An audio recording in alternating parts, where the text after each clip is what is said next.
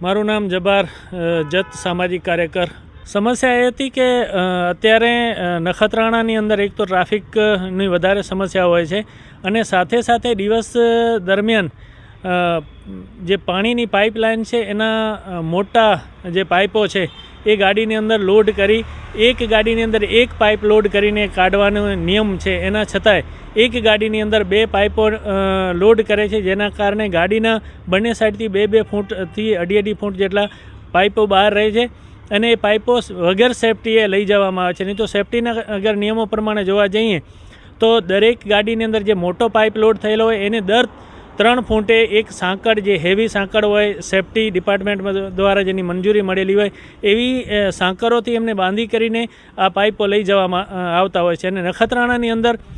દિવસ દરમિયાન ટ્રાફિક, નાના મોટા વાહનો અને રાહદારીઓને આ પાઇપલાઇનની જે ગાડીઓ જાય છે એના કારણે ભય હોય છે, કારણ કે ક્યારે પણ આ મોટો અકસ્માત સર્જી શકે છે અને અનહોની થઈ શકે છે. જેના કારણે મેં આજે લેખિતની અંદર નખત્રાણા પોલીસ સ્ટેશન અને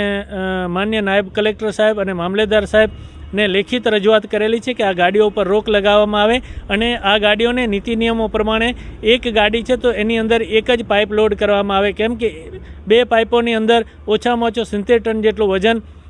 આશરે હોય છે અને સાથે સાથે ટ્રાફિકવાળા વિસ્તારમાંથી નીકળે છે ત્યાં રાહદારીઓને કદાચ ન કરનારે કાંઈ પણ કોઈ પ્રોબ્લેમ થાય અને પાઇપ કોઈક પડે તો આ ભયંકર પાઇપ પડવાના કારણે રાહદારીઓને મોટામાં મોટી અનહોની થવાની શક્યતા છે.